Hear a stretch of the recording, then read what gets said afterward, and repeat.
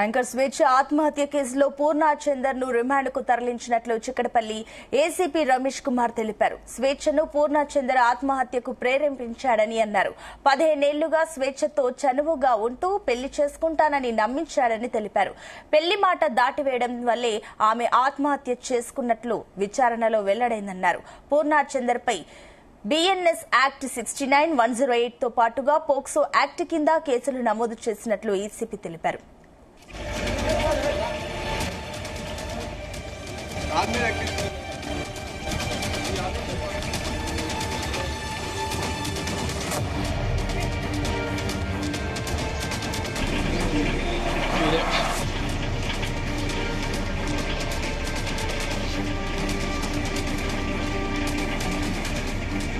ఏం చెప్తారు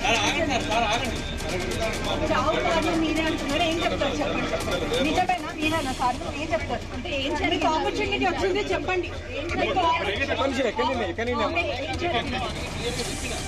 ఆమె చనిపోవడానికి ఆత్మహత్య చేసుకోవడానికి గల కారకుడైన పూర్ణచందర్ను ఈరోజు మేము కోర్టుకు తరలించడం జరిగింది. అతను అమ్మాయితోటి 15 years గా ఫ్రెండ్షిప్ ఉంది. టీన్యూస్ లో పనిచేసినప్పటి నుంచి పరిచయం. కాస్త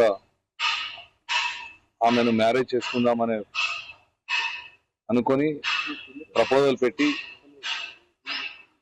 ఆ ప్రపోజల్ కు అతను భిన్నంగా ప్రవర్తించి ఆమె ఆత్మహత్యకు కారణం జరిగిందని ఇన్వెస్టిగేషన్ లో ప్రైమాఫేసి ప్రూవ్ అయింది. అతన్ని ఈరోజు నిన్న అర్ధరాత్రి అతను పోలీస్ స్టేషన్ లో సరెండర్ అయ్యారు ఎస్హెచ్ఓ గారి ముందు.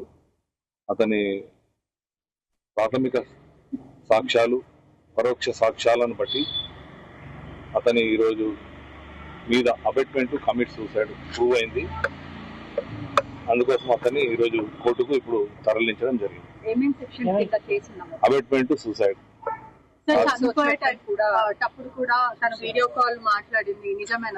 అది ఇంకా ఇన్వెస్టిగేషన్ ఉంది. Investigation could not be reveal. ప్రాథమిక విచారణలో ఉంది కాబట్టి ఏ విచారణ కూడా ఇప్పుడు రివీల్ చేయలేము. మీకు ముందు మళ్ళీ అన్ని విషయాలు మీకు చెప్తాం. ఏంటండి